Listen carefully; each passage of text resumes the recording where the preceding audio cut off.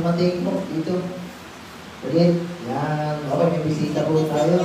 Sabi, Evangelist daw po ako sa inyo. Sino yun? Ito po. Yan. Ito po yung barkada niya, no? Ni Brother Cleo. Barkada. Ay, ba na? Ay, ba na? Okay. Kala naman siya. Tito. Tito pala. Tito.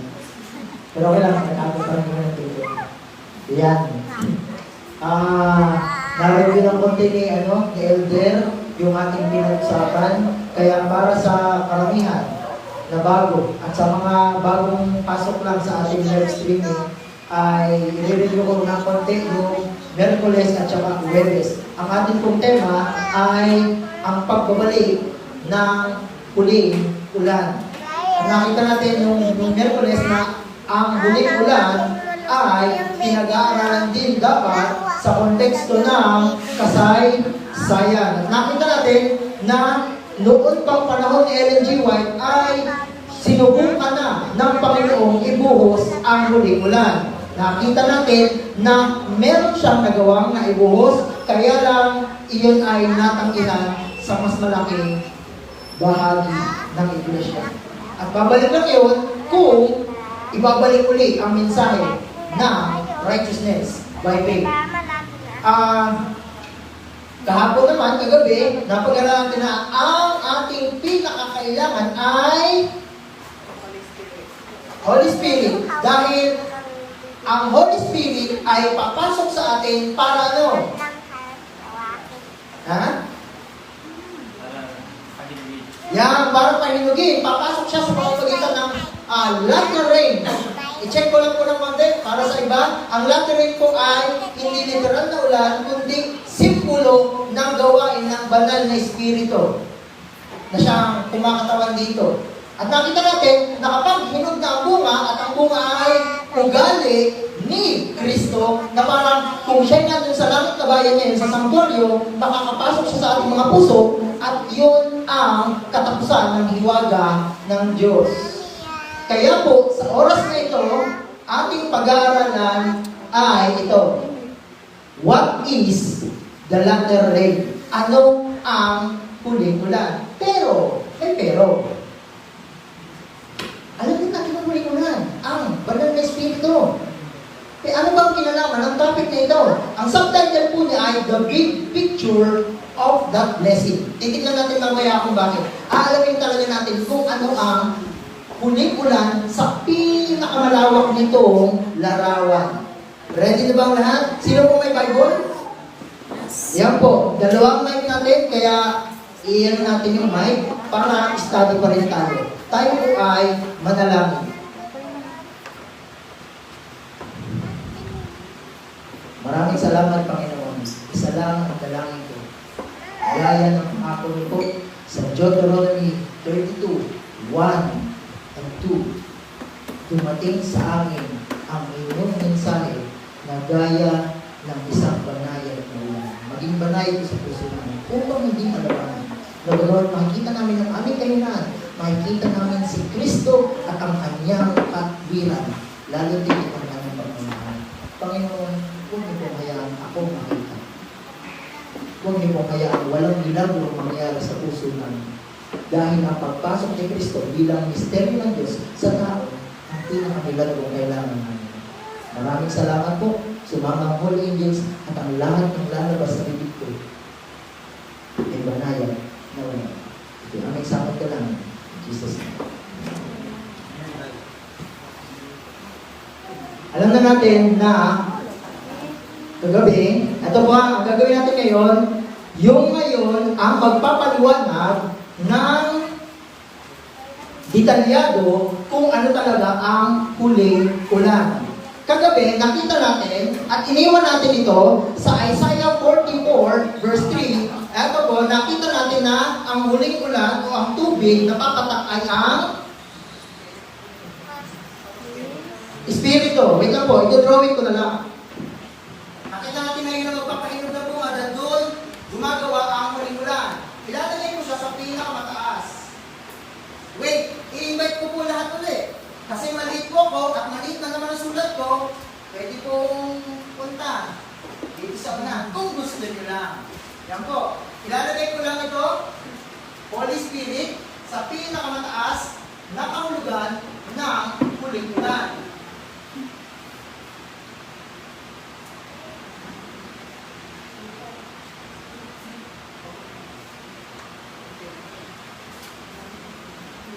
Okay. Ngayon, nakita din natin na kapag Roma 8, pag pumasok na ang Holy Spirit sa puso mo, ano ang dala niya? Or, balita mo, sino ang dala niya? Kristo na nasa iyo at pinagtatapos na ang hiwaga ng Diyos para ang bunga ng kanyang ugali ay maisalin sa atin ng perpekto na hindi mo kailangang paghirapan kundi sa pamamagitan ng kanya makapangyarihang katwiran. Amen? Okay, kailangan ko, ang pinakatulo ay si Jesus Christ.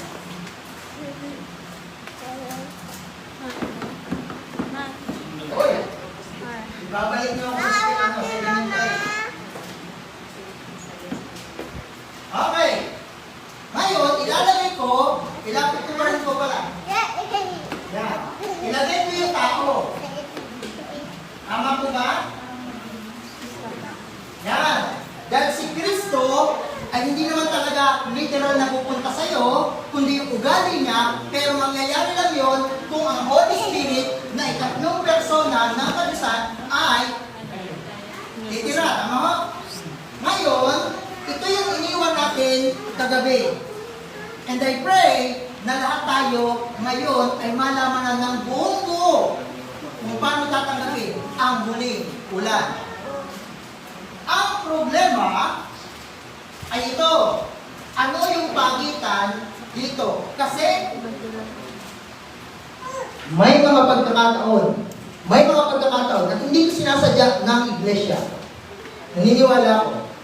May mga pagkakataon pag pinag-uusapan ang latter rain o pagbuhos ng banal na espiritu, ang diretsyon niya ay ganito. Pakita ko sa inyo.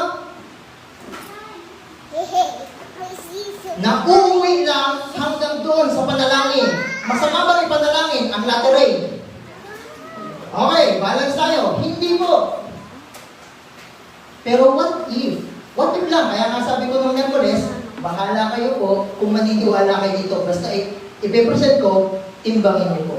Pero what if lang naman, meron pa tayong hindi alam sa latter rain. Na minsan, nauuwi ka lang tayo sa prayer na walang masama, kaya lang may mga pagkakataon pumapasok sa ating puso. Gaya ko, 2017, lagi ko ako nag-pray for the latter rain. Pero dumating sa akin yung parang ganito.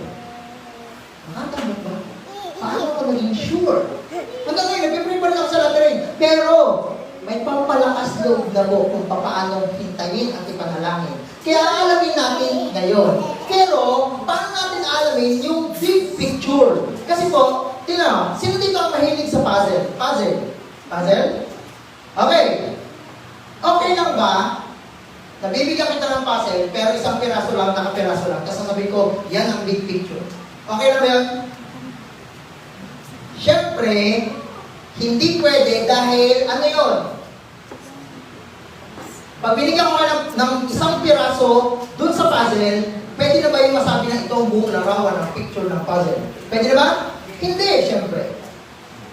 Dapat ay lahat. Alam niyo ba, ganun din ang lattering. May mga pagkakataon, isa sa dahilan bakit ang lattering ay hindi maintindihan ay dahil nauuwi lang tayo sa ipagpe-pray lang. Wala nang masama kami doon.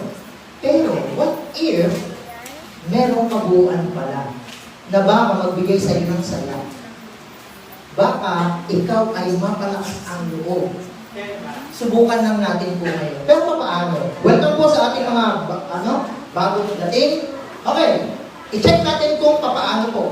Paano natin talaga mapapag-aralan ng buo. Big picture. Alam mo Big picture ng blessing ngayon, ng lattering. Tingnan po natin. Pero wait, magtatanong ko ang Seventh-day Adventist ay tinawagang mag-preach ng blank. Ulitin ko. Ang three angels, ang Seventh-day Adventist ay tinawagang mag-preach ng blank. Okay, very good. Stop na kayo. Okay, hey. Nadulas ako. Lagi nagagaling din ako sa marma. Nadudulas na ako. Imbis na mapatanong ko pa sa iyo. Okay, kung tayo ay nag-preach ng three angels message, especially ang third, tingnan natin ang payo ni Ellen White sa mga nag-preach. Okay? Ako muna babasa. Review and Herald, November 24, 1884, paragraph 3. Sabi ni Ellen G. White, those who are engaged in proclaiming the third angel's message are searching the scriptures upon the same plan that Father Miller adopted. Sa Tagalog, ang mga nakikisangkot sa pangangaral ng ikatlong anghel ay, para sila mag-aral, sa nakasulat, para sila mag-aral, nag-aaral sila ng Bible gamit ang anong method? Kay Miller. Sino si Miller? Sino yun? Yan. Baptist siya, hindi man siya talaga Seventh-day Adventist, pero Miller, isa siya sa pinuno ng Millerite. Tama ba? Yan. Sabi ni Ellen G. White, yun din daw po ang ginagawa ng mga nag-aaral ng Bible na nagpo-proclaim ng third angel. Ngayon, tingnan niyo po yung sunod na sasabihin niya. Si Miller daw, he gives the following simple but intelligent, important rules for Bible study and interpretation. And in our study of the Bible, we shall all do well to heed the principles set forth. Wait, pag pala nag-aaral ng Bible, especially kung pag-aaralan natin to, ang dapat daw gamitin na method ay, kanino? Kay Miller. Kahit siya Baptist. Hindi naman denomination niya ang mahalaga, yung kanyang study. Alam natin, Adventist siya. Pero hindi Seventh-day Adventist. Adventist kasi naghintay siya eh. Siya nga nang-aral. Pero, sabi ni Ellen White, okay lang gamitin yung prinsipyo ng pag-aaral ni Miller sa Bible. Mag-aaral tayo ngayon ng Bible. Okay lang kayong gamitin ito, i-check natin. Pero check lang natin yon, saan tayo pupunta? Kung tayo mag-aaral ng Bible ng kaparehas ng method ni Miller, saan tayo pupunta? Sino tatanungin natin? Wala masama doon, talaga nang pupunta tayo doon. Pero kung method ang pag-uusapan, method, paraan ng pag-aaral ng Bible, sino ang ating tatanungin sa kain sa ko? Alam na. Ang Panginoon po, na sa taas, ang Panginoon po. Ang Panginoon po magbibigay sa akin ng fruit ng grabaw kahit pronunciation, makasalita ako sa Panginoon po. Okay, very good. Pero sabi sa ko, kung man ang sagot ko po, pag-ibutan mga ways sa Bible, dun po sa Panginoon tayo hihingi ng very good. Napakagaling ni estudyante. Wait, pero sabi sa quote, wala daw masama tingnan ang method muna ni Miller. Tingnan natin muna, tapos gagawin ako ng Bible. Okay na ba? Okay na ba? Yan, very good. Tingnan natin si Miller. Okay na ba? Yan. Okay. Si Miller, tingnan ko yung book niya, nasa Ellen G. White app. Kung meron po kayong Ellen G. White app, nandun yung book ni Miller. Ang book niya ay The Second Advent Movement, page 103, paragraph 2. Wait, alam ko yung punto ni Kuya, na Bible talaga. Mamaya po, okay lang po? Okay lang? Yan, babalik tayo dyan mamaya. Sabi ni Miller, paano daw mapag-aralan ko isang doktrina to understand doctrine? Doctrine ba ang latter name? Okay, Deuteronomy 32:2. Ang aking doktrina ay papatak na gaya ng ulan. Pero sabi ni Miller, para maintindihan mo ang doktrina, ano daw gawin mo? Bring all the scriptures together. Pag nagamit ka pala ng latter rain, hindi lang isang text sa Bible ang titingnan mo. Tapos sabi niya doon, bring all the scriptures together on the subject you wish to know, then let every word have its proper influence. Tingnan mo yung context, tingnan mo yung background. Pwede gamitin mo yun. Kaya titingnan ko yung principle na yan. Tapos, and if you can form your theory without contradiction, kapag walang contradiction yung iyong pag-aaral, you cannot be in error. Magtatanong muna ako, saan sa Bible na principle ito? Dahil sabi ni Kuya, ay Bible dapat mabalik, hindi kay Miller. Pero, that inspired si Ellen White, sabi niya, okay lang gamitin. Ngayon, paano, saan sa Bible makikita na dapat mong i-gather lahat ng scripture para pag-aralan kung ano talaga ang Latin rain? Okay, 2 Timothy 3:16. Nasabi doon, ang lahat ng kasulatan ay kinasihan ng Diyos. So, ang gagawin natin, bagamat hindi natin nauubos ang 66 books, kukuha tayo ng mga verses sa Bible na may kinalaman sa huling ulan. Wait! Paano natin yung magagawa? Ang word na huling ulan, ay kakaunti lang naman. Simple. Ano ang katumbas ng salitang ulan? Siyempre, lahat ng liquid words. Tama ba? Kasabi ni Miller, kung gusto mo mapag-aralan talaga, lahat ng connected sa water. Kasi ang water, ang rain, isa, tama? Isa, syempre. Kaya, para makita natin, word study tayo. Okay na po? Yan. I-ready natin. Kagabi, sabi ko, ay inonote natin ang anong verse ang inonote kahagabi. Nalala niyo ba? Sabi ko, take note natin to, gagamitin natin bukas. Nalala ba? Ha? Oo, okay. Hindi ko alam. Nagulat ako. Okay, Joel. Very good. Joel chapter 2, verse 23. Punta po tayo. Punta tayo sa Joel chapter 2, 23. Para makita natin ng buo. Una po. Tapos, gagawin natin. Pag na-form na natin yung kabuang picture ng latter rain sa pamamagitan ng paghahanap ng mga liquid words o water words, hindi na mahirap buuin kung ano ang conclusion. Tapos, wait lang. Lalagyan natin ng tatlong ebidensya. Una, Bible. Second, Spirit of Prophecy. Third, ay mga sinaunang Adventist. Okay lang po? Para solid. Kasi ayoko lang hindi solid. Gawin natin solid. Okay lang po? Okay, Joel chapter 2. Sino gusto pumasa? 2 verse. Magandang balita.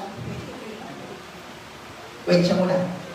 Hindi naman sa ayaw ko sa magandang balita mo ha. Pero mas malapit itong salin na to sa original manuskrito. Kaya, okay naman. Siya muna. Okay, mamaya na sa'yo.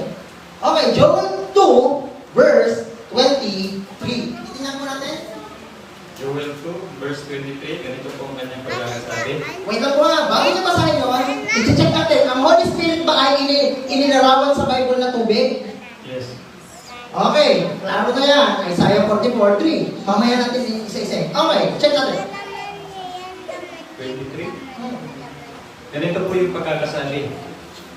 Kayo nga'y mga tuwa, kayo mga anak ng Sayon, at mga galak sa Panginoon ninyong Diyos, sapagkat Kaniyang ibinibigay sa inyo ang malagang ulan sa tapat na sukat, at Kaniyang pinalalagpak ang ulan dahil sa inyo, ang maagang ulan at ang huling ulan sa unang buwan.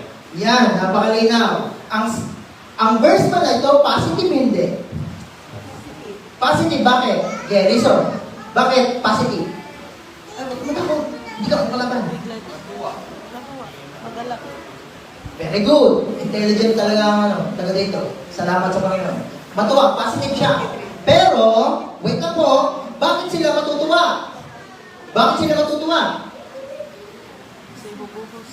Dahil, ano dahilan? Sa verse po, hindi sa tao. Yan, dahil sa maagang ulan. Pero, ilan bang ulan ang ibibigay dyan? Ha? Dalawa, tama? Yung una, at alam natin, sa Israel, merong ganong klase ng ulan. Una, sa unang buwan, at yung huling ulan sa dulong buwan para mapahinog yung bunga. Kaya kinuha ni Joel yon. Okay. Napansin niyo ba, nung banggitin ni Joel ang salitang unang ulan, gumamit siya ng at. May napansin kayo sa verse? Bakit hindi niya ginamit ang ganito? Huling ulan o kaya, unang ulan o huling ulan. Bakit hindi niya ginamit yung salita ko? Ba't ang ginamit ay at? Very good. May time. Wait na po. Mamaya yung practical. May time na ang yan ay uling ulan. Nalimutan natin na dalawa ang ating kinukuha ayon sa talata. Tingnan niyo sabi ni Ellen G. White. Lagyan natin mga confirmation kung na-study na kasi naman ng Seventh-day Adventist. Sabi ni Ellen G. White, Last Day Events, page 195. Sabay-sabay po tayo. Ready, go! We may be sure that when the Holy Spirit is poured out, those who did not receive and appreciate the early rain will not see or understand the value of the latter rain. Yun pala yung dahilan. Kung ating hindi ma-appreciate, wait na po, ulitin ko. Kung hindi pala natin maiintindihan kung ano ang unang ulan, mahirap ma-appreciate ang huling ulan. Tingnan nyo, nabasa di ba? We may be sure that when the Holy Spirit is poured out, those who do not receive and appreciate the early rain will not see or understand ang latter rain. Ibig sabihin, para maintindihan mo talaga ang buong picture ng latter rain, tingnan mo rin ang wow! Amazing. Ngayon, tingnan natin yung latter rain, yung early. Wait up. Ano ang pagkakasalita ni Joel sa early rain? English kasi early rain, tama? Sino may English dito? English Bible. May dalang English Bible. Okay. Sa Tagalog, ang nakalagay ay ganito. Pakibasa yung Tagalog. Unang ulan sa tamang sukat ata yung nakalagay sa Tagalog. Puputulin natin na, pero gamitin natin yung English para mas malapit tayo sa original Hebrew word. Gagamit ako po para makita natin ano ang meaning. Sige, ano yung words? Sapagkat ang kaniyang ibibigay sa inyo ang maagang ulan sa tapat na sukat. Yan na muna. Yung term na maagang ulan sa tamang sukat, hahatiin po natin yan. Kasi sa English, ano yung term na yan? Former rain. Rain, pero may sunod. Faithfully. Faithfully. Faithfully yun sa akin. King James. New King James. Okay. Mamaya yung New King James. Ano nakalagay po sa inyo? Moderately. Wait lang ha. Ang nakalagay doon sa early rain ay, eto, dalawa. Former rain, tapos moderately. I-check natin yan sa original word niya para yung marginal reading o yung pagbabasa niya ng may kahulugan ay makita natin. Tingnan niyo po yung original ng Hebrew. Ano po, yung former rain na salita o yung maagang ulan, ang Hebrew word na ay more. Ano ibig sabihin? Teacher o kaya yung word pa lang yun, pwede natin isalin na as ay papadala ng Diyos ang guro. Pwede? Sa Tagalog? Pwede pala sa original, pwede yung salitang more na ibig sabihin ay guro. Pero yung moderately, eto, chidaka, na ang ibig sabihin ay Righteousness. wait, may pagsasamahin tayong two words. Kung ito ay teacher, wait lang, at ito ay righteousness, ibig sabihin, ang latter rain o ang Holy Spirit ay isang teacher ng Righteousness. yan ang una. Wait lang po. Pinalagay ko lang, teacher of righteousness. Wait lang po ha. Kung gusto nyo lang ng copy ng ating study, bibigay ko naman po kung gusto nyo lang. Kung ayaw nyo, edi ayaw. Okay, nakita na natin ngayon. Teacher pala ang Holy Spirit. At yan ay pwede i-confirm ng John chapter 16 na sa ay magtuturo ng katotohanan. Yan po yung makikita natin. Isa pa, Zechariah 10 verse 1, nakalagay doon, hiniin ang ulan sa panahon ng huling ulan. Pero verse 2, kaya hihingin dahil wala ng pastor o yung shepherd. Eh syempre, ang shepherd ay ginagabayan ng sheep. Teacher din yun. Kaya makikita natin na ang Holy Spirit, ang latter rain, ay magdadala ng teaching o teacher ng katwiran. Magtuturo siya ng katwiran. Hindi naman pwede sabihin na, hindi na ito pala mag-pray. Meron siya tinuro. At yun ay righteousness. Hindi, alam niyo, sa totoo lang pagka pinabanggit yung word na righteousness, ako natutuwa. Kasi parehas kami, letter R. Roy at saka righteousness. Hindi ako righteous, Pero paras kami ng parang masaya sa akin yun. Pero meron na tayo makikita dito kung bakit. Hindi ako righteous, si Jesus ang nag-iisang righteous. Okay, wait. Ngayon, kung magtuturo siya, anong dapat nyo expect? Kung magtuturo siya, anong dapat nyo expect? Ha? Kung magtuturo siya, anong dapat expect sa isang guro? Very good. Ano pa? Ito, important ito. Tama naman. Alam niyo, siyempre, hindi pwede. Ako yun. Ano ba kaya? Matyaga, maingat. Wait, bibigyan ko na nga ng clue para makita mo. S. S. Student. S sa Tagalog sa English, P sa Tagalog. Yan mo yan. Ha? Patient sa Tagalog. Okay. S sa English, wait lang nga, baka sabihin ko, bakit parang kami ginagawa estudyante? Wait lang nga, nagsabi naman ako, nagpaalam ako na gawin natin klase. Okay na po? Okay. S sa English, P sa Tagalog. Ha? Selfishness? Magtuturo ng selfishness. Ha? Sacrifice. Sa school mo na, para hindi mo wala. Ha? Source. Malapit na, tatawa kayo kung nalaman. Anong tanong mo na? Okay, kung siya'y teacher, ano ang dapat na-expect sa isang teacher? Papasok ka sa klase, teacher. Sweet. Sweet. Wow! Bakit na maibig yun? Ha? Cellphone? Self-control. Self-control. Self-control. Ay, oo, pwede rin. Pero hindi yun. Sirit na? Ay, last na. Sige, gano'n last na. Ah, hindi. Sige. Okay, sirit na. Sa Tagalog, paksa. Sa English. Subject. Okay, ano ang subject niya? Okay na ba yun? Okay na ba yun? Sabi ko sa inyo, tatawa kayo. Malamang! Ang teacher ay dapat meron. Pero nakita natin, ay madali lang pala ng Kuya Roy. Teacher siya ng righteousness, therefore ang subject niya ay righteousness. Pero wait, mamaya. Tingnan natin. Hanapin natin uli sa pang-liquid word. Kanina nakita natin ulan. Hanap uli tayo. Balikan natin yung ating key text. Deuteronomy chapter 32 verse 2. Sige, tingnan natin. Isunod natin, kapag ito, wait lang po ha. Itong ginagawa ko, binabaybay natin lahat ng liquid words para makita nyo ng buo kung ano ang latter rain. At tinitingnan natin yung early rain. Eh, yung early rain pala, teacher of righteousness. Therefore, ang latter rain ay teacher din. Pero, ano ang subject niya? Okay, Deuteronomy chapter, ikaw na po din, okay lang? Okay, 32 verse 2. Tingnan niyo po ha. Alam ko nabasa natin ito nung Merkules. Pero marami naman akong hindi yan pinag-aralan. Marami. Tingnan niyo po ha. Dito papasok na importante makilala ang Holy Spirit dahil minsan pinatatakutan natin siya. Bakit? Tingnan natin. Okay.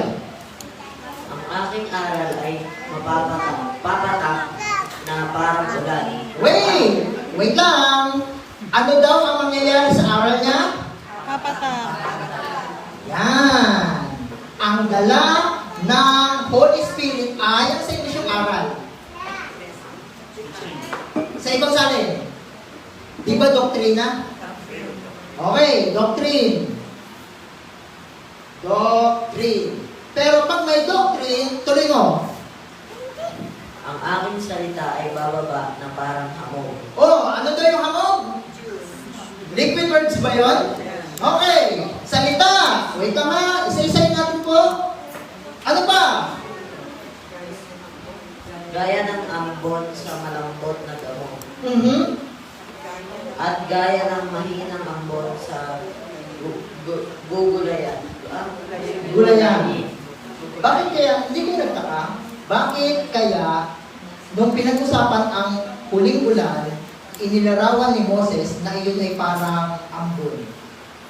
Ano ang pinagkaiba ng ambon sa bagyo? Oh, yan ang gusto ko. Banayan. Pag kumakatok ang Holy Spirit sa'yo, hindi ka natatakotin na magsisi ka na. Kung hindi, kita mo yung mga signs of the times, pag hindi ka nagsisi, paano hindi ka maliligtas? Tinatakot ka lang. Pero hindi ganun ang Holy Spirit. Ang Holy Spirit ay, nung depressed si Elijah, tandaan mo, ang Holy Spirit, ang Diyos, pamagitan ng Holy Spirit, ay nagsalita ng still, small voice.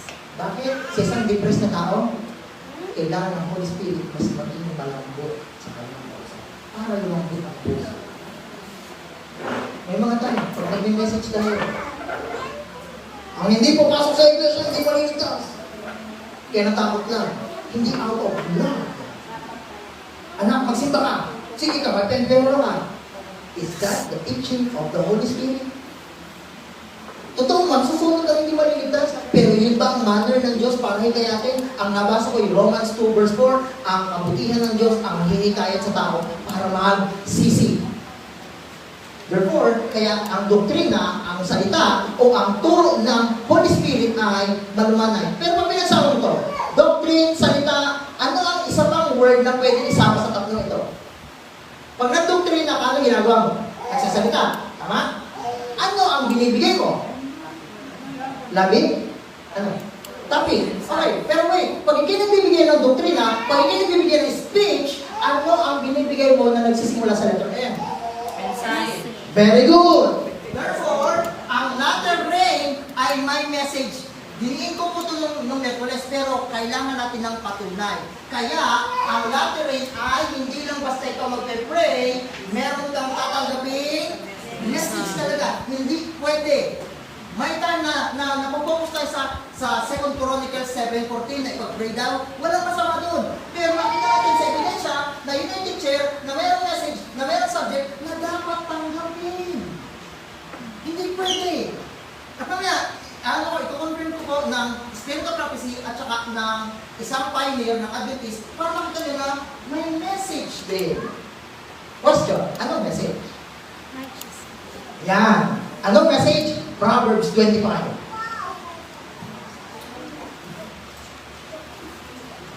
Tapos bubuuin po natin ito. Proverbs 25. Sino na po gusto bumasa? Mga kawikaan. Ay, sorry. Nag-English ako. Sorry. Mga kawikaan, 25. Talata, 25. Isa sa mga masayang verse para sa akin. 25. Sino dyan sa likod pwede din magbasa para marinig natin ang boses ng ating mga kapatid na PFM? Okay lang? 25.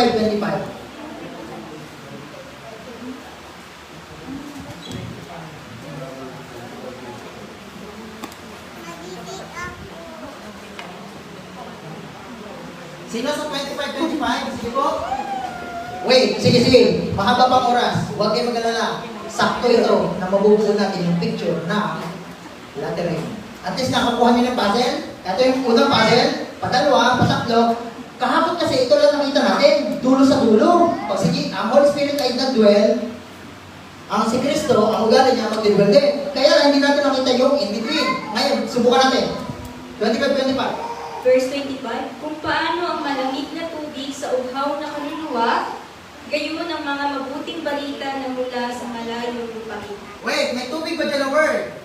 Okay, at least alam natin na, tama itong pinag-aaralan natin kasi meron tayong mga keywords. Okay, tubig. Anong klase tubig? Okay, cool water. Pwede ba i-connect sa latter rain? Malamang, kasi tubig at rain na isa. Magamat magkaiba ng more, pero liquid words pa rin. Okay, dyan naman sa water, ano ang simbolo? Kailan saan daw ito ibibigay? Wait lang pa. Saan yan ibibigay? Sa uhaw. Yan. Pero ang ginamit ay cool water. Alam niyo bakit? Kailan masarap uminom ng malamig na tubig? Sa sobrang uhaw mo, tagsay ka na dito. Sa sobrang pagod mo siguro. Pero tingnan niyo po, yung cool water ay para sa thirsty na kaluluwa. Pero kahapon gumamit tayo ng parallelism o parallel. Ano ang parallel o katumbas ng cool water sa sunod na sentence ng Proverbs 25:25? Ha? Mabuting balita. Wait! Good news nakalagay? Alam niyo ba yung word ng good news, yung news na word, ay ito, Shibuya. Na ang ibig sabihin ay pwedeng announcement, doctrine, news, report, rumor, o tidings. Wait, ginamit yung salitang tidings. Sa King James Version, saan nyo mababasa yung word na tidings? Sa? Shepherd. Pwede. Pero meron pa isa. Sa shepherd. Sa shepherd. Lucas 2:10, sabi doon, nung sabi ng angel, I bring you the good tidings, o ang salin nun ay the gospel. Therefore, wait lang, ang latter rain ay Gospel. gospel. Pero wait. Ano ang tawag sa gospel? At isa lang gospel, bawal magdoble. Wala siya 1 verse 6, usumpain. Ang magdoble ng gospel, isa lang dapat. Kung ano yung kalakol, dapat nandun dito. Pero sa last days, anong tawag sa gospel? Sa Revelation 14 verse 6, anong tawag? Third angels. Ang tawag dun ay everlasting gospel. Pero sino may dala? Third angels. Okay, ibig sabihin, ang latter rain, hindi inagunan ko ito, ang latter rain ay ang 3 angels message na everlasting gospel. Okay. Oh, sorry.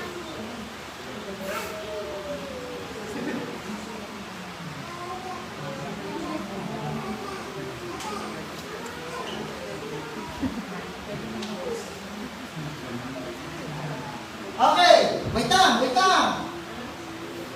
Ano ba ang gospel? Bangkal. Ang ebanghelyo, okay, Tinagalog. Ano ang ebanghelyo? Tama, good news. Ano ang ebanghelyo? Wait lang, tama yun. Pero tingnan natin ang ebanghelyo sa Romans 1:16. Dahil yung ebanghelyo ng 3 angels message ay the same na ebanghelyo ng Romans 1:16. Tingnan natin, Romans 1:16, ano ang ebanghelyo? Ng Diyos sa? Okay, ang ebanghelyo, paikliin natin, ay para sa kaligtasan. Tama? Eh, di ibig sabihin, ang ebanghelyo ay plano ng... Tingnan nyo itong sinabi ni Ellen G. White. Alam nyo, ngayon, kamakailan ko lang ito nakita ang quotation ni Ellen White. Para pakita, kino-confirm niya ang study natin. Sabi ni Ellen G. White sa Bible Training School, January 1, 1913. 2 years na lang, mamamatay siya. Paragraph 1, sabi niya, sabay-sabay, ready go! God signs that God shall come to his people as the latter rain. Hindi now! Yung plan of redemption, yung gospel, everlasting gospel ng 3 angels message ay darating sa kanyang bayan na parang... Wait. Baka sabihin nyo, paano mo na sigurado yan? Magtatanong ako po. Saan mababasa ang 3 angels message? Revelation. Sige? Verse? 7.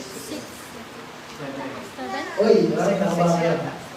Revelation chapter 14 verse 3 angels message.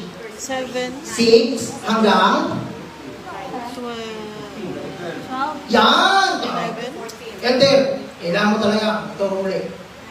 Okay. Ang Revelation, ang everlasting gospel ng 3 angels message ay matatagpuan sa Revelation 14 verse 6 hanggang 12.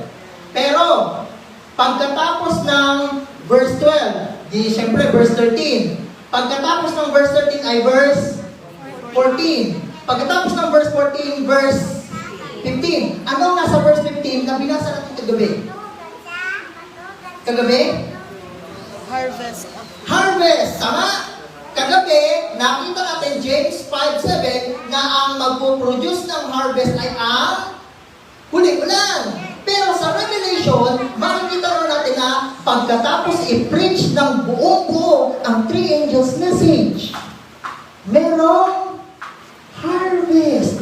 Ibig sabihin, tama si Ellen White, nung sinabi nila ang plan of redemption o ang 3 angels message ay ipapadala ng Diyos na para huling ulan. Alam nyo, ang lesson to? Hindi pwede na nagpe-pray ako for outpouring, pero ayoko ng message ng 3 angels message. Ulitin ko po, ididiin ko. Hindi pwedeng nagpe-pray ako sa latter rain at sasabihin ko, kanina sir masyadong pag-aralan ng 3 angels message, nakakatakot kasi Mark of the Beast. What if hindi ko talaga nakikita pa ang beauty ng 3 angels message kasi hindi ko nakikita kung gano'ng maganda ang faith of Jesus at yung everlasting gospel na dala ng tatlo. What if? What if na naman? Wait, bakit ko nasabing maganda ang 3 angels message? Anong larawan niya sa Kawikaan 25-25 kanina? Para siyang malamig na. Ibig sabihin kung ang ating pag-preach ng 3 angels message ay parang imbis na lalo makuhaw yung tatanggap ng mensahe, ay lalo silang pumayaw ang init ng tubig niya. Kumukulo pa. Eh sabi ng Proverbs kanina, ang Ebanghelyo ay parang uubusin yun na parang living water. Pero paano kung ang pangangaral ng Ebanghelyo ay hindi na malamig ang tubig, kundi nakakasapang tubig? Hindi Diyos ang may kasalanan yan. Pero what if ang approach natin? What if hindi si Jesus na pala ang sentro ng 3 angels message? At napunta na tayo sa debate ng sa Linggo. To the point na nagaling na yung ating nire-reach. Alam natin na yun ang problema noong 1888. Naging debate doon. Hindi ko sinabing tatanggalin ang Mark of the Beast. Baka kasi may mag-comment sa Facebook, magsabihin, tatanggalin ang Mark of the Beast. Sasabihin ko na ngayon, hindi. Pero what if, kung ipipreach natin ang Mark of the Beast sa konteksto ng Ebanghelyo, baka lalong gumanda at maging makapangyarihan ang appeal. Yung message. Now, i-check natin ito. Romans ulit, 1, verse 16 at 17. Tapos yung isang Hosea. Okay naman? Hosea, tapos Romans. Anong meron sa gospel?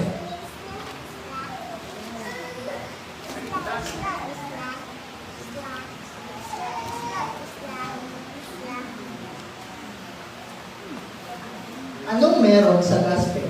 Romans 1, verse 16. Kasi at least nahihimay natin. Okay na ba yun? Nahihimay-himay. Okay. Romans 1:16. Ang verse ay 16 niya and 17. Tingnan natin. Basahin mo lang. Ubusin mo, hindi kita ikakat. Okay lang. Sapagkat hindi ko ikinahihiya ang Evangelyo, sapagkat siyang kapangyarihan ng Diyos sa ikaliligtas ng bawat sumasampalataya. Wait lang. Diyan muna kita ikakat siguro. Ang Ebanghelyo ay para daw sa ikaliligtas ng bawat naniniwala. Ebanghelyo pinag-usapan, kapangyarihan ng Diyos.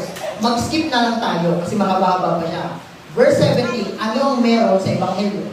Tapos, i-standby lang ang Hosea, chapter 10. Sapagkat dito ang katuwiran ng Diyos ay nahahayag mula sa pananampalataya hanggang sa pananampalataya gaya ng nasusulat. Ngunit ang ganap ay mabubuhay sa pamamagitan ng pananampalataya. Magtanong po ako sa inyo. Sa verse 16, sabi, ang Ebanghelyo ay kapangyarihan ng Diyos. Sa 17, ano ang sabi na meron sa Ebanghelyo? Naroon daw ang ano? Wait, ha? Katwiran. Alam niyo ba na ang katwiran ng Diyos ay ganito ang larawan sa Hosea 10:12. 10:12, Hosea chapter 10, verse 12. Tingnan nyo. Ang Ebanghelyo, tingnan nyo po ha. Para ma-check nyo ba kasi nyo? Yung katwiran di dapat isama sa latter rain. Mamaya, tingnan nyo po. Sa gospel, o syempre, ng 3 angels message, ang Ebanghelyo ngayon may katwiran. Pero ano yung katwiran yun? Ano meron? Sige, 10, verse 12. Tagalog kayo, sige. Sige. Okay, mga hasik kayo sa inyong sarili sa katwiran. Mga sigabas kayo ayon sa kaawan, bungkalin ninyo ang inyong pinabayaang bukiran sapagkat panahon na hanapin ang Panginoon hanggang siya'y dumating at magdala ng katwiran sa inyo. Alam niyo ba yung salitang magdala ay magpaulan? Sa English ay rain? Tama na kayo sa English? Ibig sabihin, ang righteousness ay talagang latter rain. Magpadala, ay yung salitang magpadala, dapat ang salita ay magpaulan. Dahil rain yung sa English. Wait lang. Magtatanong ako, kung ang ebanghelyo ay may katwiran ng Diyos, kaninong katwiran yung ipapadala na parang ipapaulan niya? Kanino? Okay, nag-iisa lang. Christ, our righteousness. At ibig sabihin, ang everlasting gospel, ang latter rain, ay may dalang righteousness ni Jesus, or tinatawag na righteousness by faith sa verse 17. Righteousness. Dito po ha. Isa-isayin natin. Kailang. Ang Holy Spirit ay teacher. Pero yung teacher na yun ay may subject at kung may message. Ang message niya o subject niya ay everlasting gospel. Pero sa everlasting gospel, dala ng latter rain ay righteousness. May katigsong pa ba? Tingnan natin. Sabi, i-compare natin, Adventist Pioneer, yung binigyan ng 1888 message. Sabi ni Jones, sa General Conference, Daily Bulletin, 1893, sabi niya, ready, go! Then the latter rain, the loud cry, according to the testimony and according to the scripture, is the teaching of righteousness, and according to righteousness, that is the righteousness of Christ. Yung message na yun, ng lattering daw, sabi sa scripture, at ginamit ni Joel 2:23 dyan, kaya nag-marginal meaning siya, ay righteousness ni Jesus. Dahil yun ang perfect. Kapag natanong mo naman, kaya nyo ba i-perfect ang sarili nyo? Hindi nga tayo magpatawad ng tao. Kasi kailangan ng righteousness para yung self ay namatay. Para ang lalabas sa'yo, hindi ikaw, kundi si Kristo na perfecto at pira ng Diyos. Hindi ko yun. Kasi inisip na iba, pag perfecto, hindi dapat ako yun. Hindi mo kaya. Pero kaya niya, kung papayagan siya. Kaya ni Jesus. Si Jesus ay hindi katulog. Si Jesus ay tagapagligtas. Yan ang assurance. Ngayon, wait lang. Ano naman makukuha ko sa righteousness? May 3 verse ako hinanda. May 3 verse na hinanda. I-check natin. Una, sino gusto bumasa ng... Ay, 2 lang pala. Sorry. 2 lang pala. Pero iunahin natin. Proverbs. Ang makukuha ko sa righteousness na to. Proverbs 10:12. Proverbs 10:12 at Proverbs 16:15. Proverbs 10:12, tingnan natin muna ang Proverbs 10:12. I-check natin. Sino gusto bumasa ng Proverbs 10:12? Sa katwiran na yun, ano ang makukuha natin? Or sorry, kailan nga? 10:12. Ako dyan ko na. 10:12. Oh, sorry. Huwag yun. 11:19. Proverbs 11:19. Nagkamali ako. 11:19. Tapos yung isa, sino may gusto sa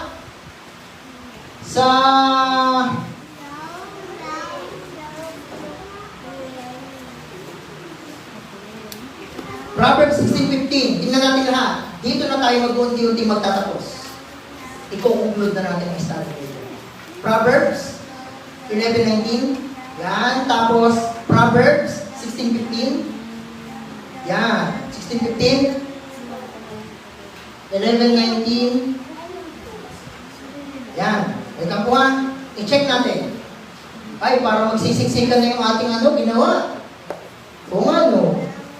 Okay lang yan. Ilagay-lagay ko na lang ang paningin dito. Hindi na kaya ng blackboarding. Okay na ba? Hindi na kaya. Tapos i-conclude natin. Wait lang po. Bago tayo magtapos ngayong Biyernes, ngayong parating na Sabat, sana makaranas tayo ng kapahingahan sa pamamagitan ng katwiran ni Kristo. Wait lang po. Proverbs 11:19. Anong meron sa katwiran na yun? 11:19 muna ng Proverbs. Go! Siyang matatag sa katwiran ay magtatamo ng buhay. Putol muna. Ano daw meron sa katwiran? Buhay. Very good. Life. Ito naman. Diyan tayo sa'yo. liwanag ng mukha ng hari ay mayroong buhay. Wait lang ha, meron din buhay. Pero ano naman ang meron sa buhay ngayon? Kanina, wait lang po ha, ang righteousness ay may buhay. Pero sa buhay ngayon, may matatagpuan pa tayo ayon sa Kanya. Tingnan natin, anong meron sa buhay? At ang kanyang ikap ay parang ulam na sa dagsibol ay may dalang ulan. Okay, lingap, tama. Ano sa Tagalog ang lingap? Sa English yun kasi ay, ano sa English yan? Ano sa English yung lingap na siya salin? Ano sa English? Ha? Fair? Sa English, ano na pala? 1650. And his favor is like a cloud of rain. Favor. Wait na. Yung favor daw niya ay parang muling ulan. Nabanggit? E di, check pa rin natin. Ano sa Tagalog ang favor? Bumalik pala. Lingap, tapos naging favor. Ano sa Tagalog ang ano? Mababaw na Tagalog. Favor. Ha? Pabor. Ay, Espanyol yun.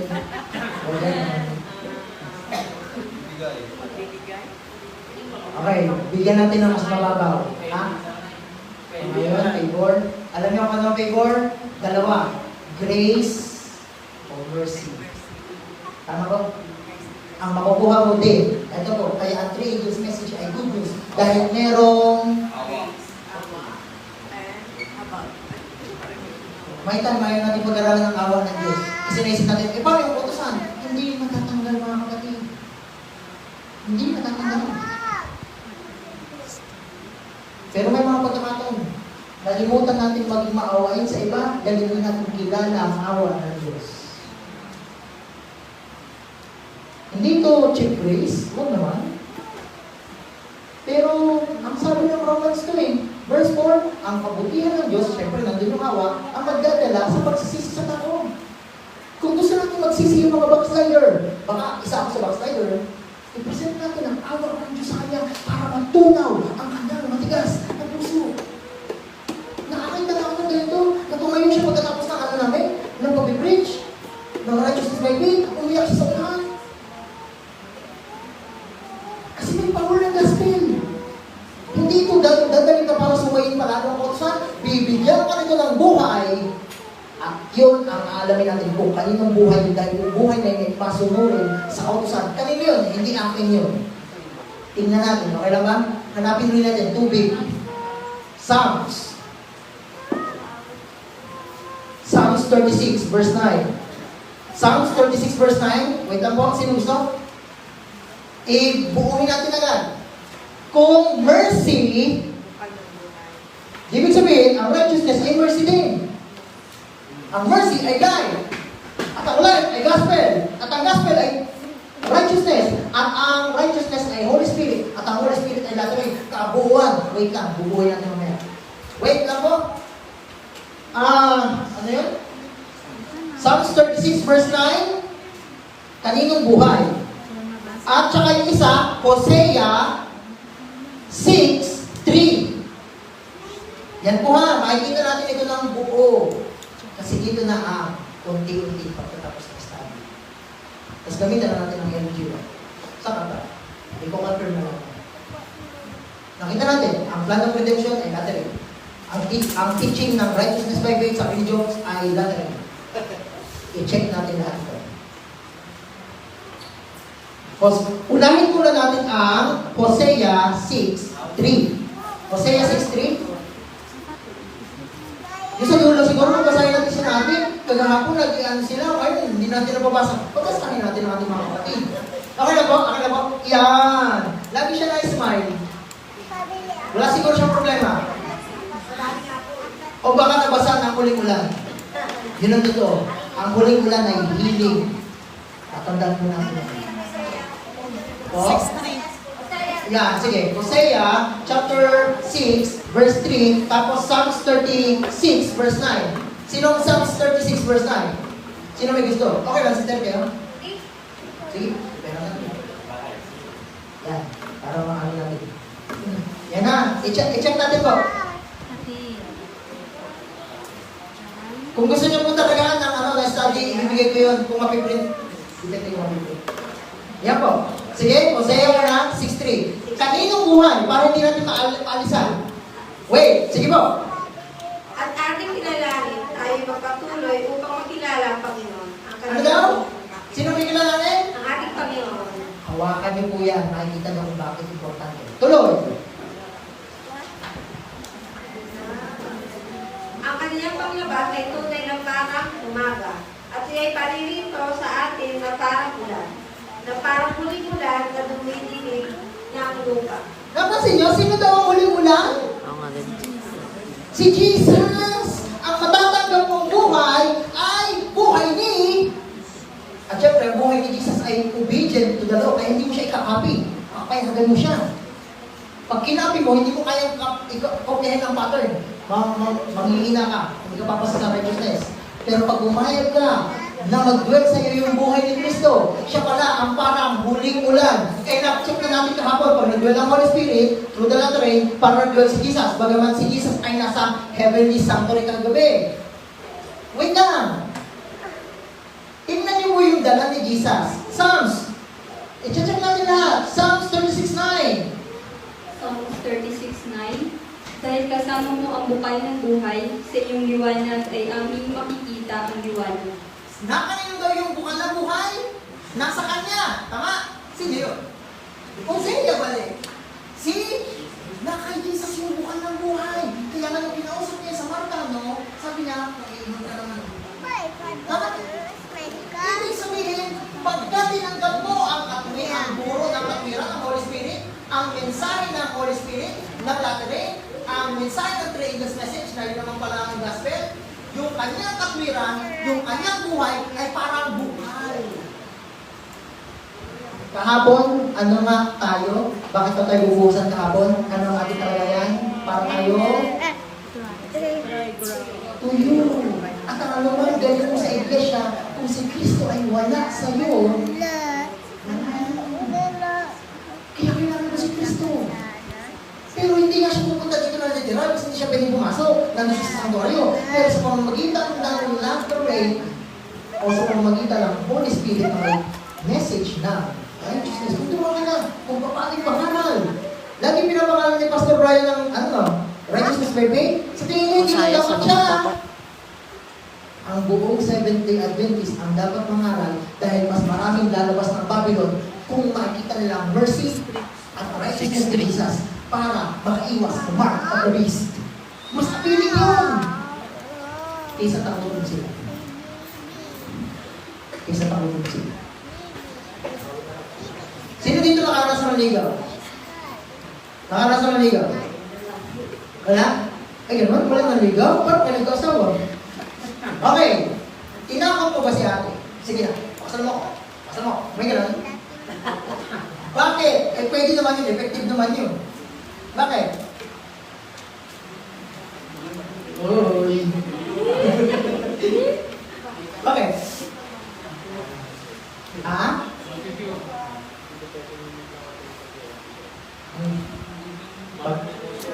Ha? Yan naman. Ako bangis naman. Pero ito. Napansin niyo ba? Pag-ibig lang ang hihikay sa kanya para tanggapin ang buhay ni Kristo. Pag-ibig lang.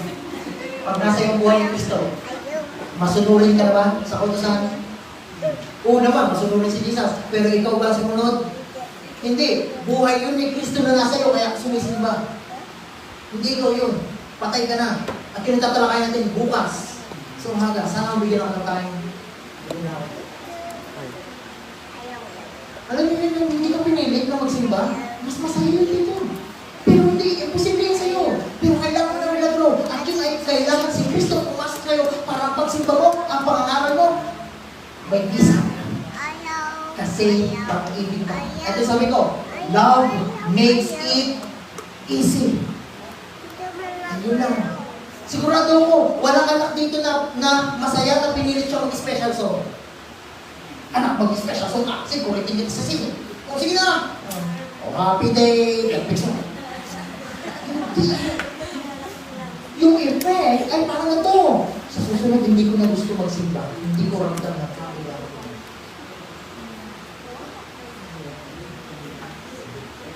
Kung tatakotin ko sa Genesis magsimba, sa tingin ko dapat tumigil na ako ng preach ng righteousness.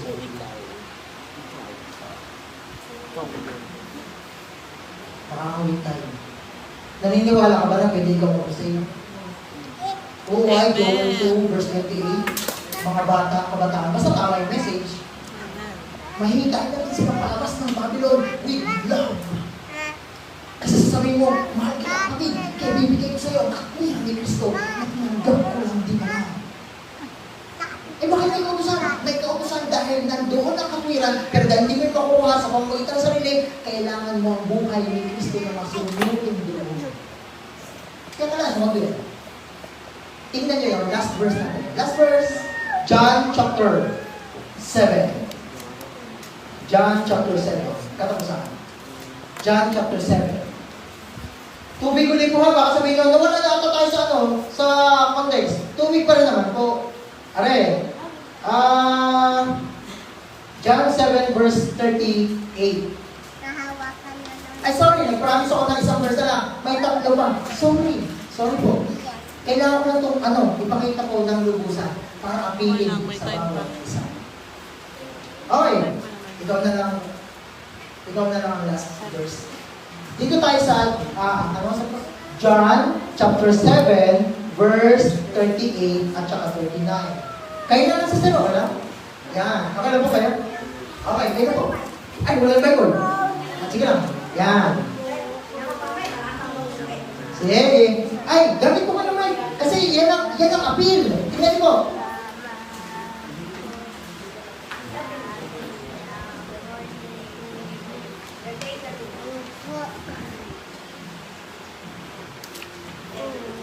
Ang sumasampalataya sa akin, gaya ng sinasabi ng kasulatan, ay mula sa loob niya, kaya abot ang mga ilog ng tubig na buhay.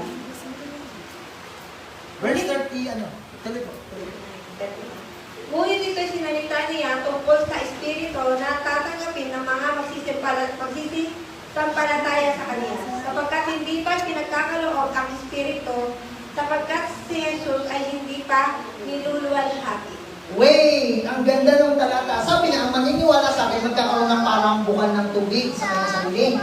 Tapos pag verse 13, 9, sabi niya, ang tinutukoy niya doon ay Holy Spirit sa tao na nag-dwell. Bakit daw hindi pa na ibibigay ang Holy Spirit ayon sa verse?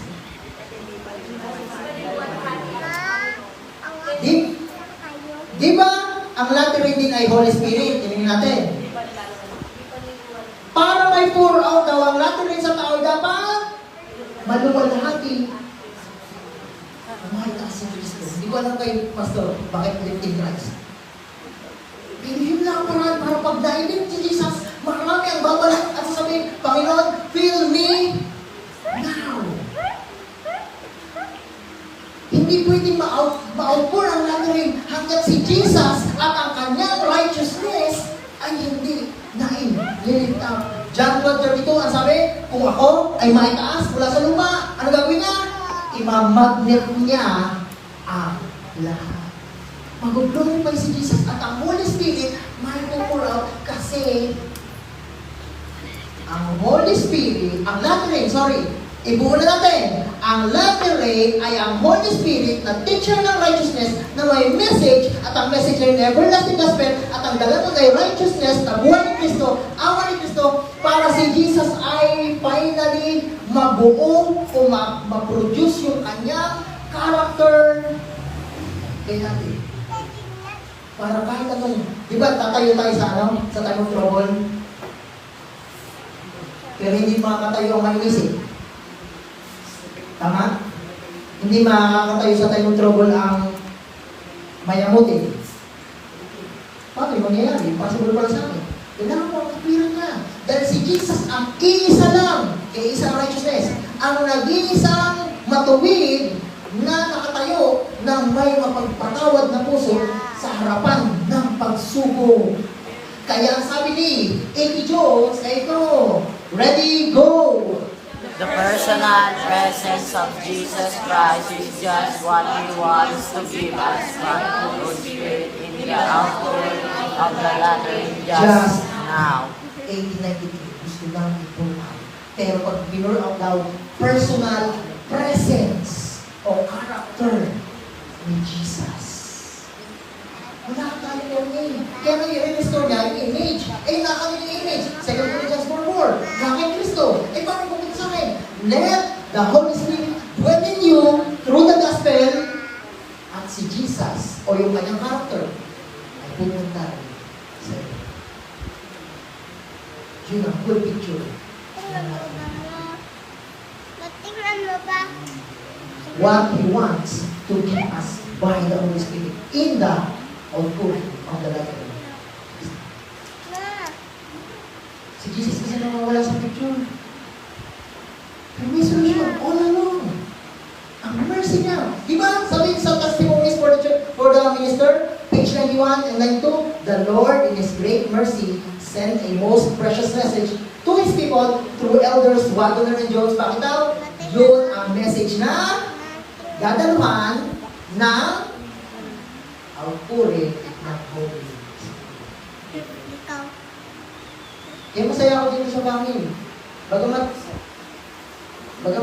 kakunting araw lang kami dito at hindi pa namin nalilibot ang ano. So, ganun yun. Hindi yung kalubihan sa akin. Ang mahalaga, naibigay ko ang pag-asa ng church. Sabi ni Elder sa akin kahapon, individual ba yan? Sa totoo lang, individual po yun, hindi po yan grupo. Sinabi ko lang, as family. Kung individual yung tatanggapin, hindi ka lang mag-pray. Pag-aaralan mo rin at tatanggapin ang righteousness by faith. Ay, natanong. Ito na ang tanong. Saan ko matatagpuan? Saan ko matatagpuan ka specifically? Tingnan niyo. Meron lang babasahin sa last verse, Zechariah. Sa Zechariah, okay. Zechariah chapter 13.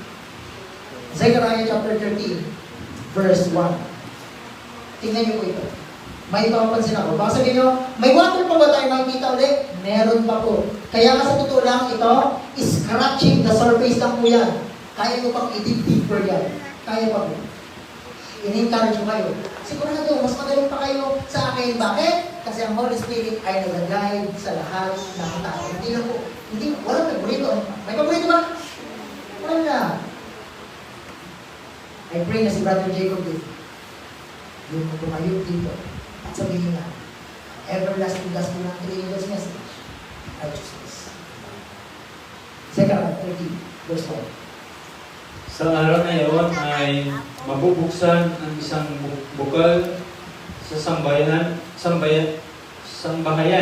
ni David at sa mga mananahan sa Jerusalem, sa kasalanan at sa karumihan.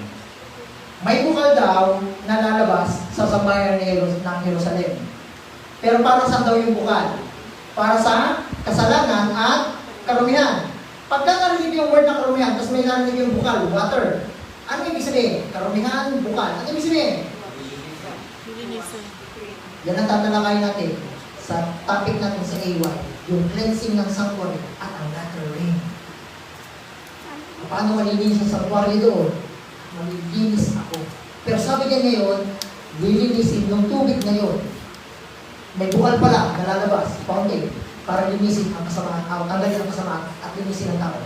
Pero ano yun? Saan yun? Tingnan niyo po ito. Dito papasok ang kantang ito. Mamaya.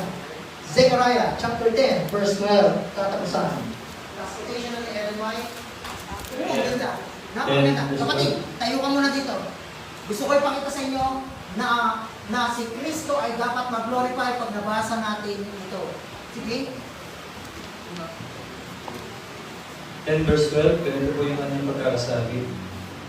At aking palalakasin sila sa Panginoon at sila ay 10 verse 12. Oh, sorry, baliktad ako. 12 verse 10. Sorry. 12 verse 10. Nagkamali ako. Sorry. 12 verse 10. At aking bubuhusan ang sambayan ni David at ang mga mananahan sa Jerusalem ng espiritu ng biyaya. Okay, may tubig ba na word na napansin kayo? May word na tubig? Ano yun? Yan, ang galing talaga. Okay, next. Ibubuhos pala yung Holy ng Spirit. Espiritu ng biyaya at ng daing. Ah. At sila'y magsisitingin sa akin na kanilang pinalagpasan at kanilang tinangisan siya na gaya ng pagtangis sa bugtong na anak at magiging kapanglawan sa kanya na parang kapanglawan sa kanyang panganay. Ikukunin ko lang po ang Zechariah 13, verse 1, may bukal doon na maglilinis. Pero sa chapter 12, verse 10, ibubuhos yung Espiritu. Pero paano daw ibubuhos? Sila'y, ano? Sila'y, ano? Kanino? Sa akin na kanilang pinalagpasan. Ano yun? Ano yung pinalagpasan? Very good! Sinibat! Mali yung sa amin ang pinalagpasan. Dapat hindi pinalagpasan. Dapat tinusok. Tama! Kung mababaw lang. Pero depende sa kanya. Pinalagpasan din kasi matuwa. Wait na po. Sino sa Bible, wait na nga, pag ipinulot ang lateral, titingin sila dun sa kanilang tinusok. Sino sa Bible ang tinusok? Ibig sabihin, saan o kailan, saan ang pag-pour out ng lateral kapag tumingin tayo saan yun? Sa cross of Calvary. Sa mga taong titingin kay Kristo, anong ginawa sa sakripisyo ng Kristo? Ano ang kanyang hirap? Ano ang kanyang buhay? Sa mga taong titingin, matutunaw ang puso dahil righteousness, life, mercy, matutunaw yung puso to the point na sasabihin ng Panginoon, kami ang may dahilan kung bakit ka namatay. Pero salamat Panginoon, hindi nyo kami pinuksa. Naawa rin kayo sa amin. Ako pumatay kay Jesus. Hindi kayo maniwala? Hebrews 6:6. Pag ulit-ulit ang kasalanan, pinapatay o pinapako natin si Jesus. And sabi ni Jesus, pag tinignan mo yung pinako, matutunaw ang puso mo. Ibig sabihin, ang outpouring ng lateral ay mangyayari when you look at the Cross. at the cross, where I saw, where I first saw. The light. Light in the Bible is life. Life is water. Tama? Pag tumingin ka doon, magkakaroon ng patawaran. Ang dalawang magkalabang grupo, kung titingin sila sa cross, magiging ganito. Tingnan niyo po. Ilagay ko lang, Jesus, cross, kalaban number 1, kalaban number 2. Hirap sila magpatawaran dahil napakalayo nila sa isa't isa. Right? Pero when they focus on Christ and His righteousness, unti-unting i-click ang gap to the point na sila ay magiging yun ang unity ng church. Na imbis debate, imbis na hidwaan, patawaran kasi sasabihin nila, ako mamatay kay Jesus, ako rin. Patawaran. Yun ang gusto ng Panginoong iwanan ngayong gabi bago tayo lumipat ng taon 2025. Sabi ni Ellen G. White, everywhere men are unsatisfied. Tama ba o mali? Tama. Ang daming bagong cellphone pero hindi pa natutuwa.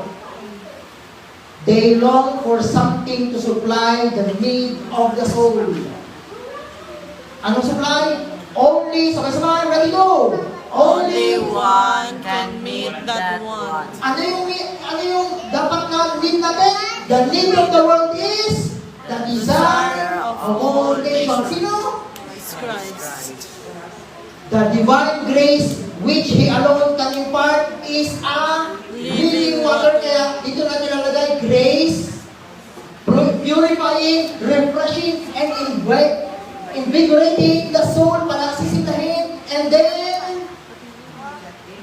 he who tastes the love of Christ, who continually long for more, daring to ask for more. Sa mga nakatanggap ng pag-ibig ni Kristo,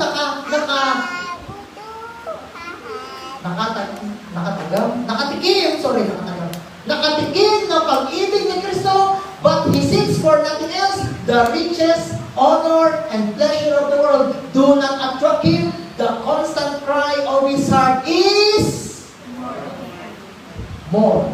Oh. Mapalad ang taong nauuhaw at nagugutom sa katwiran, Matthew 5:5, sapagkat sila ay gusto.